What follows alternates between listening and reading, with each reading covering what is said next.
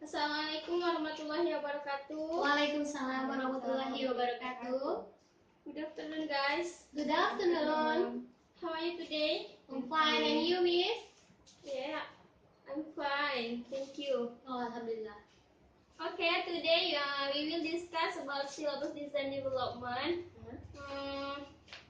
And last week we are discuss about curriculum to syllabus design, the different stage to design a program.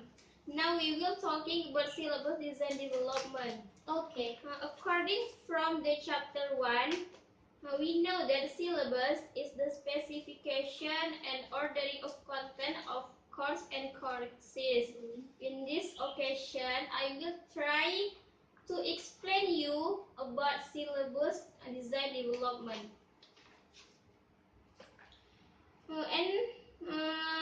The first topic today is the place of the syllabus. For teaching language, syllabus include about the integration about subject matter and linguistic matter. Yeah. Subject matter is what to talk about, and linguistic matter is about how to talk. Okay. And then the purpose to design a syllabus is to decide what gets taught and in what order. If you want to design your syllabus, you have to make it purposely with so much information that you have to adding there. And then the choice of syllabus is a major decision in language teaching. There has been confusion about the different types of content in language teaching or syllabus, and that is different in syllabus or method. Okay. After the place of the syllabus, the next you have to know what is 6 types of syllabus. In this paper, I have 6 types of syllabus. The first is a structural or formal syllabus, and a natural functional syllabus. The third is a situational syllabus, and then a skill-based syllabus, a task-based syllabus, a content-based syllabus, and the last. This is the last. Okay, I will explain you about a structural or formal syllabus. A structural or formal syllabus is the content of language teaching, is a collection of the forms and structure, usually about grammatical, of the language being taught. In the structural formal syllabus is discussed about structure and grammatical of the language.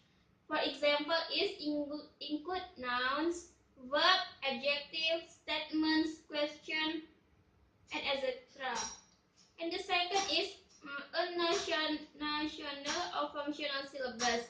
This is about the content of the language teaching. Is a collection of the functions that are performed when language is used, or of the nation that language is used to express. For example, example of function include informing, agreeing, apologizing, requesting. And the third is a situational syllabus. This is about the content of language teaching. Teaching is a collection of real or imaginary situations in which language occurs or is used. In this type, the use of syllabus needs some participant is some activity in the specific setting. The purpose of a situational language teaching syllabus is to teach the language to occur in the situation. Next is the first stage, a skill-based syllabus. This is the content of the language teaching is a collection of specific abilities that may play a part in using language. The people must be able to competent in language, right? Yeah. And then the purpose of a skill-based syllabus is to learn a specific language skill and to develop more general competence in the language.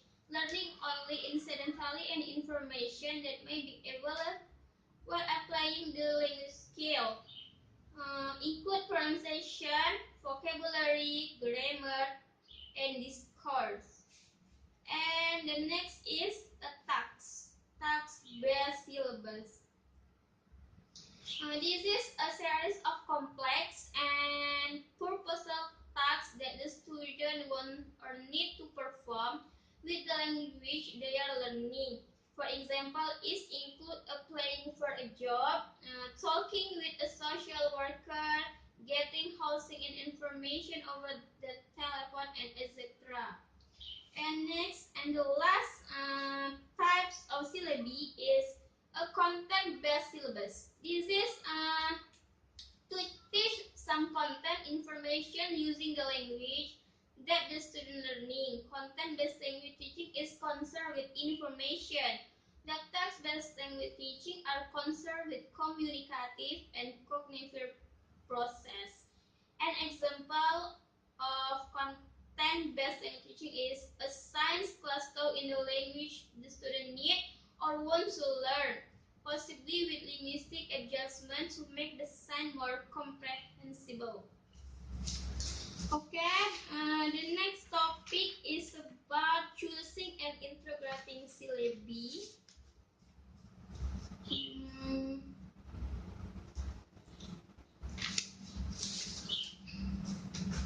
Okay, I will continue. Before we know about 6 types of syllabi, and then we have to know choosing and integrating syllabi.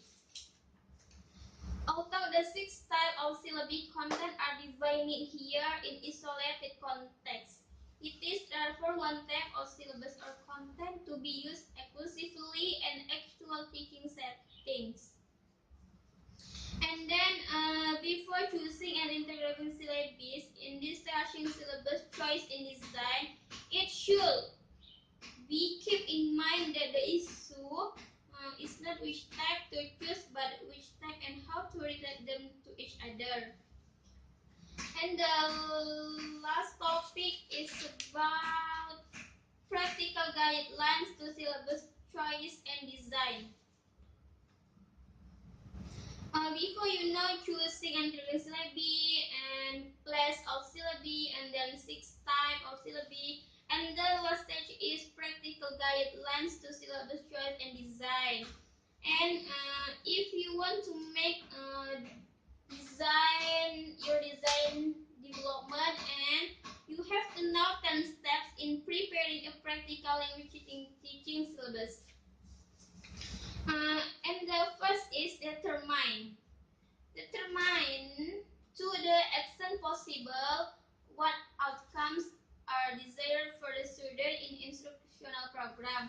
The student should be able to do as a result of the instruction. And the second is rank the syllabus steps to leading to the outcomes desired. The third is evaluate available resource in expertise. This is about for teaching, need analysis, material choice and production, in material and in training for teacher. And then rank the syllabi relative to available resource, that is determine what syllabus types will be the easiest to implement given available resource. And the 5 is compare. You have to compare the list, the number 1 and 4, making as few adjustments to the earlier list as possible. Produce a new ranking based on these constraints. And next is repeat the process. Before and after you determine, ranking, evaluate, and then you have repeat the process, taking into account the construction contributed by teacher and student factor described earlier. And then determine a final ranking, taking into account all the information produced by the earlier step. And then design one or two syllabus type as dominant and one or two as secondary. And the 9 is review the question of combination or integration of syllabus types and determine how combination will be achieved and in what proportion. And the last is translate decision into actual teaching unit. So if you make number 1 until 9, the last is you have to translate the decision into actual teaching units. Okay guys,